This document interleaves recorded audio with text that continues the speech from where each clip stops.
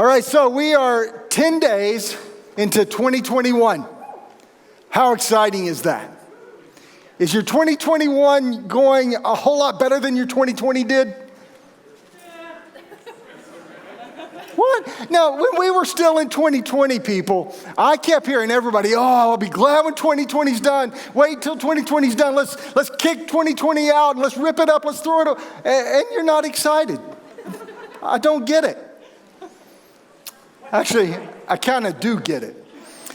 There's a lot of things still going on in the world. We're still wearing masks, or I'm not right now because I'm on camera and I'm speaking, but we're still restricted, and our world is still in turmoil, even maybe more turmoil than it was at 2020. I love kidding my children about this because they were excited about 2021 to start with. And I said, on January 1st, I woke up to stronger restrictions than I woke up to yesterday, right?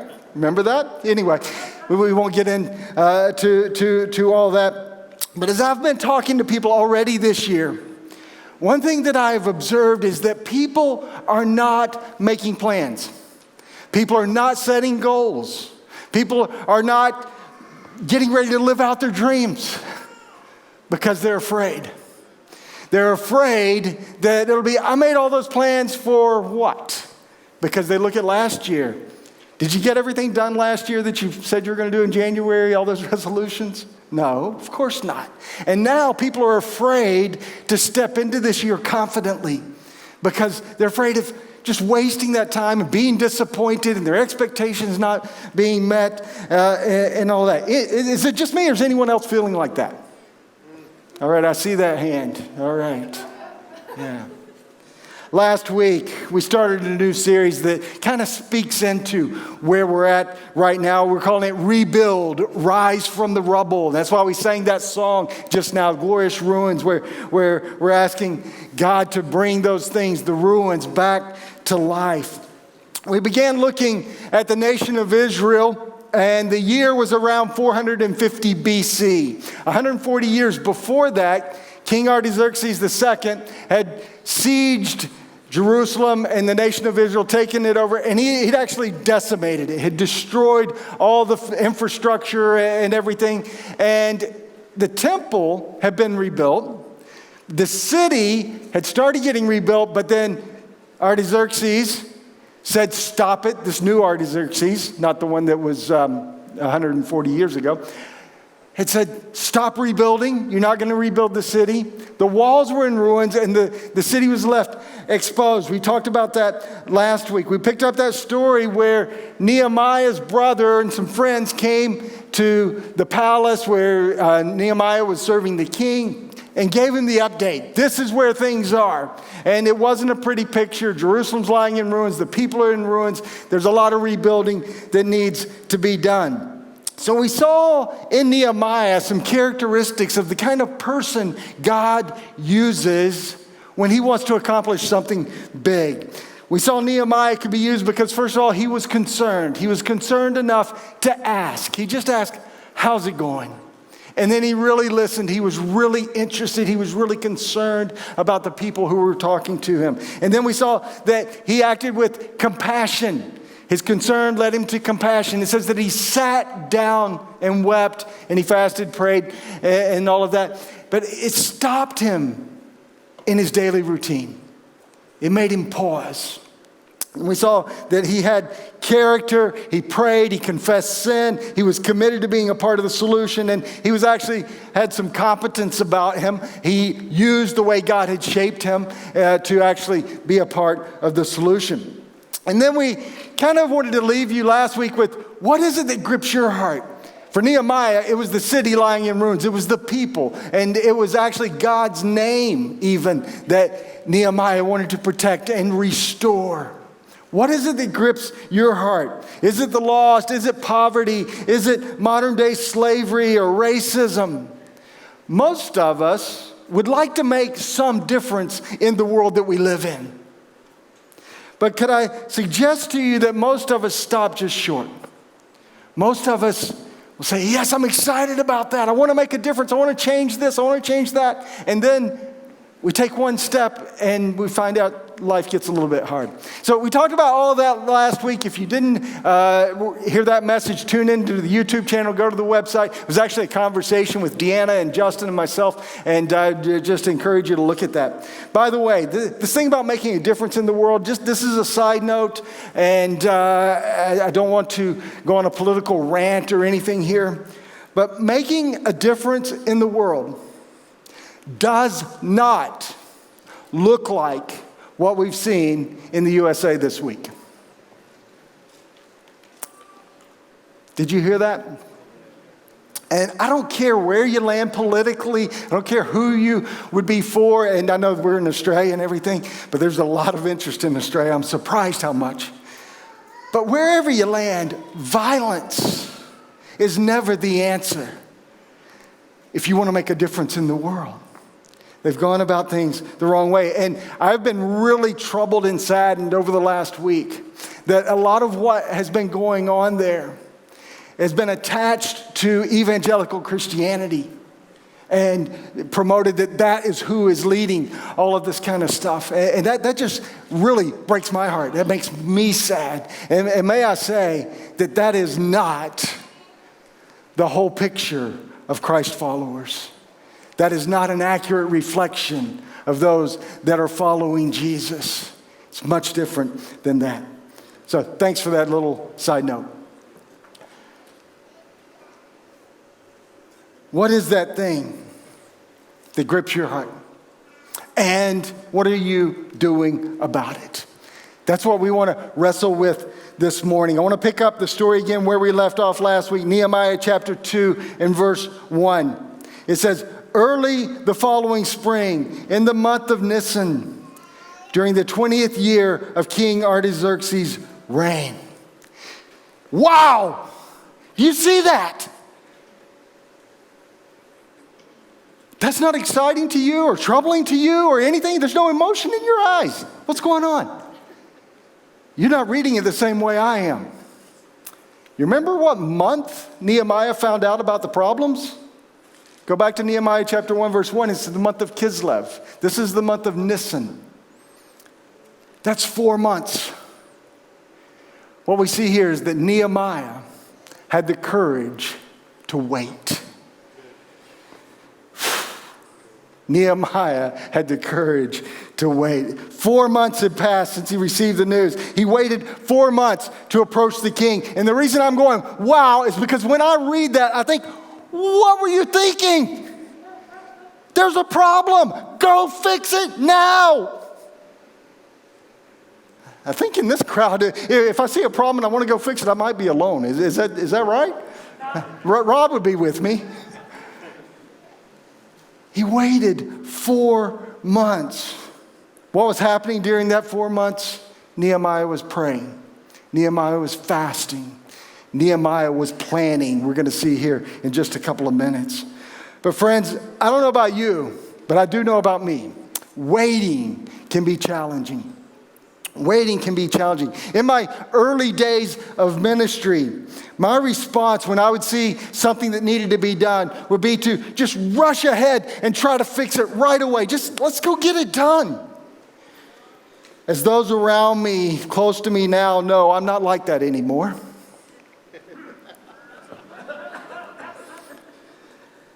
I'm relaxed and chilled most of the time. Yeah. I aspire to be. I'm striving to be. Remember that statement? Yeah. I remember days where I would think things need to get done. One of the ones that just floods back to my mind right now is I had our youth leaders on a retreat, and we were at a conference and things, and we were supposed to have a planning meeting while we were there. All right, and the day had gone on long. The conference sessions were too long or something, or we started talking to people for too long, and it was midnight. And I said, okay, guys, it's time to have the planning meeting. Yeah, I've never done that again since then. Because more than once I've found out that this rushing in and trying to fix things can often be dangerous.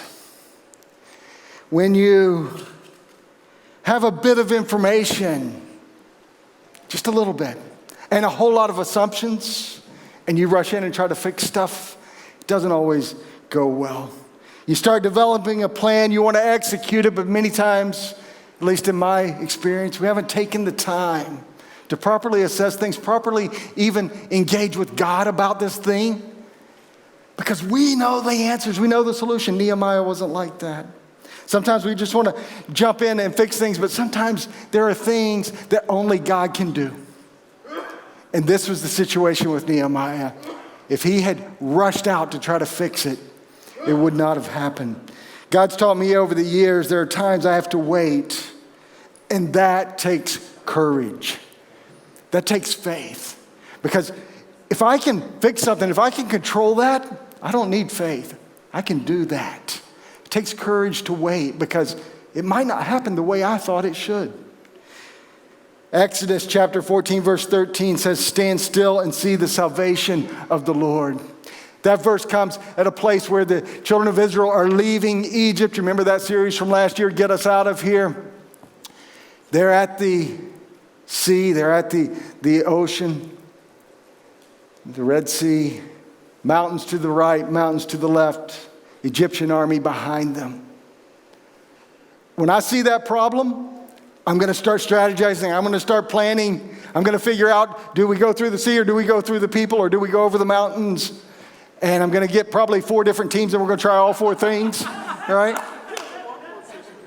But God told Moses, tell the people, stand still and see the salvation of the Lord. Psalm chapter 46:10 says, be still and know that I am God. Is anybody good at this stuff? I don't see one hand in the joint.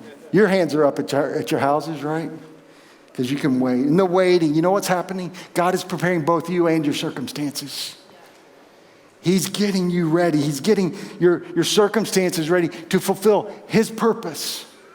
See, just because you think you're ready for action, your circumstances might not be. You might be wanting to do the right thing, but it might not be the right time. Warren Werribee, speaking to this passage, said this, true faith in God brings a calmness to the heart that keeps us from rushing about and trying to do in our own strength what only God can do. We must know not only how to weep and pray, but also how to wait and pray. I think we could all learn a lot from Nehemiah waiting, the courage to wait. Now we need to be careful here not to confuse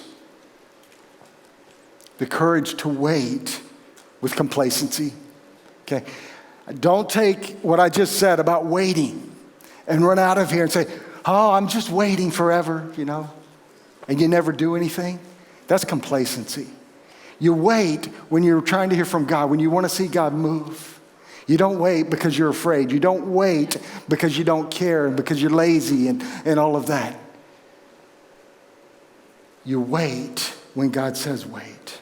Now, if this were a movie that we were watching, we just learned that there's been 4 months' time here this past. So the plot would be developing. The character would be being set up. We would be seeing Nehemiah fasting and praying during that time. We would see him sad. We would see him going about his daily job and sucking it up and doing that while he's still processing all of this and asking God to intervene. So that's where we're at. And then in verse 1 it says this, I was serving the king his wine.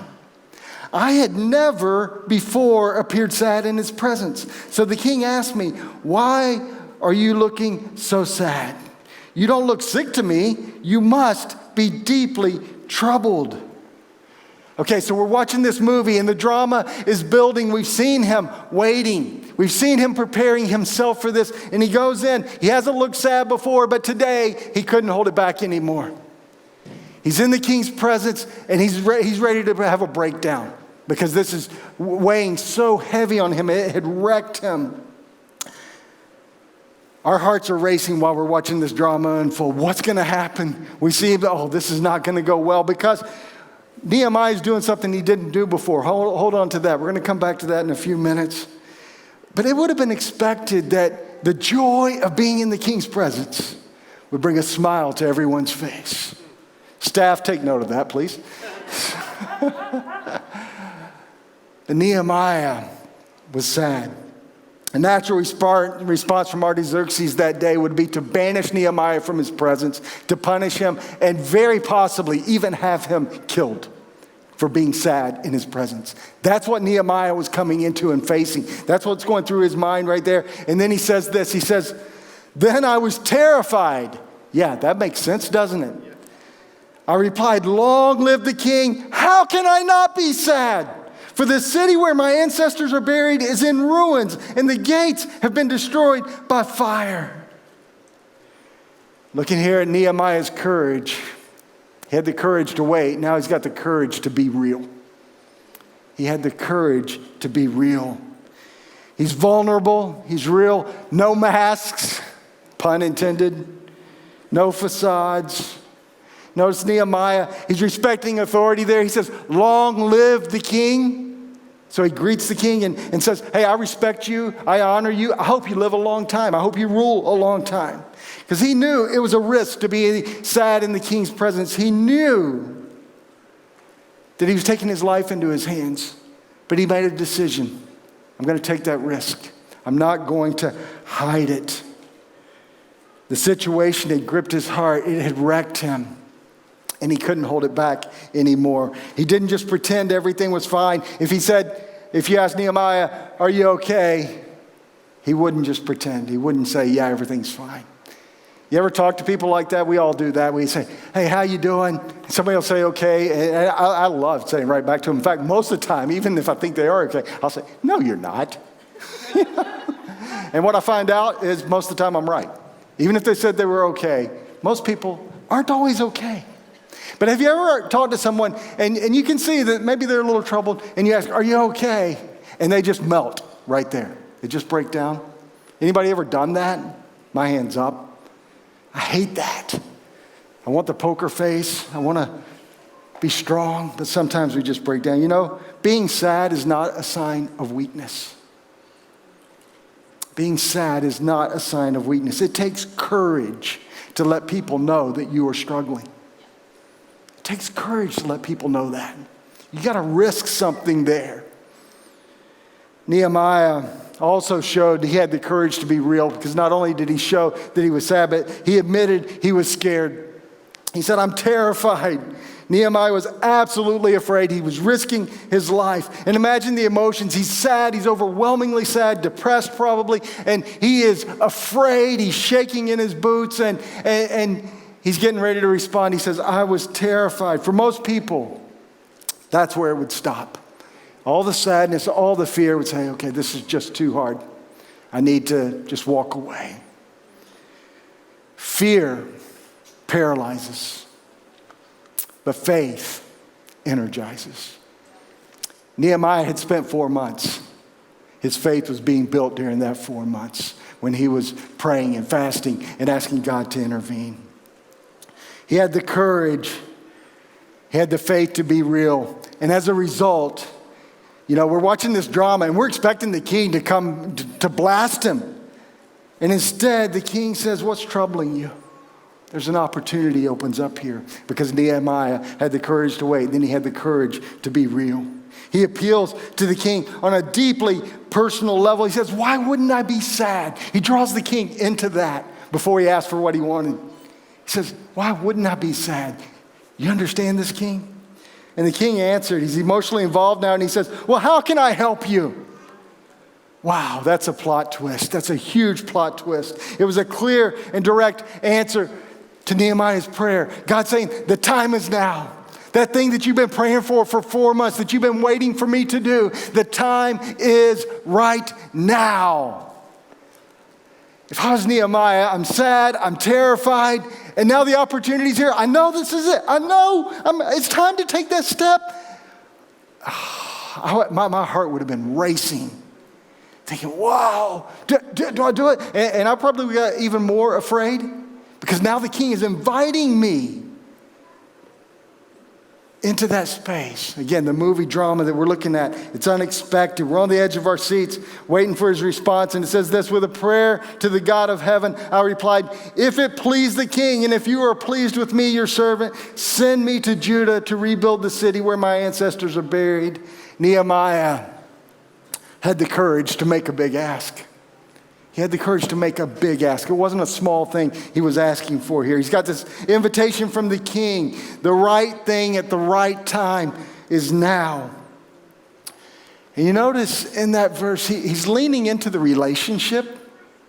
He said, if it please the king, if you are pleased with me, your servant. Nehemiah here is saying, hey, you know me. We have a relationship. I've been serving you a long time. You know my character. You know my integrity. We have a relationship. And I'm going to actually lean into that right now, and I'm going to borrow from that. You know who I am, and I want to ask you something here. So then it says, with a prayer to the God of heaven. That was a quick SOS prayer. That wasn't okay, king, hang on. I got to go have a prayer meeting, get my 14 friends, and let's seek God about this. He's already been seeking God about this. He knows in the moment, okay, the king said, how can I help? Hey, God, help me. That's the prayer. And it was probably silent, or maybe he muttered it, and the king said, what was it? Anyway, so the king, or Nehemiah asked God to help him. This is the same king that stopped the rebuilding of Jerusalem. Okay? Think about that. This king has said before, stop it. I don't want that city rebuilt. I don't want walls built up around it because that's going to be bad news. No, I will not let that happen. It's a bold request asking the king to reverse his order. But Nehemiah was ready with an answer when he asked, how can I help? Nehemiah had been planning. He was waiting for this day. He didn't ignore it. He accepted the help. You know, how do we usually respond when someone offers help to us? Nah, it's okay. I got it. Nobody can do anything anyway. Generally, that's how we respond. Usually because we're too proud to receive help. If someone asks you if they're okay, if you're brave enough to be real, if you have that courage, and then they say, how can I help? Let them know. Let them know your grass needs mowed, or your car needs washed, or you need meals, or whatever it might be. Let them know you need a friend. Let them know you need someone to pray for you and with you. Let them know. Nehemiah says, send me to Judah so I can rebuild the city and the walls.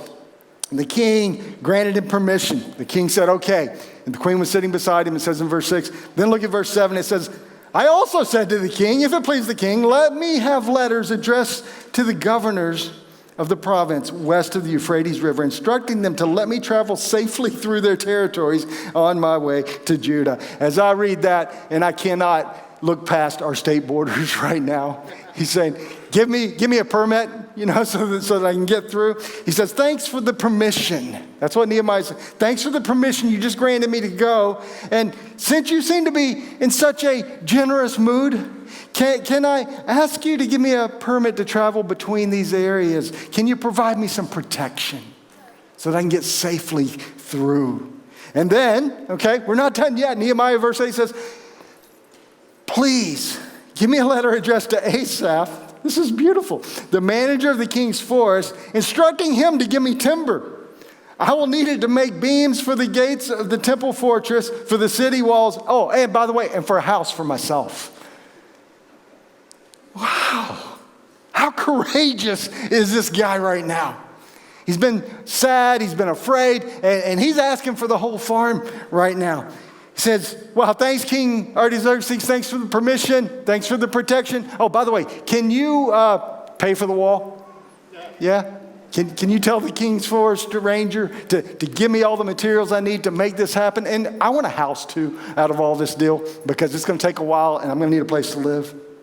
It says, and the king granted these requests because of the gracious hand of God was on me.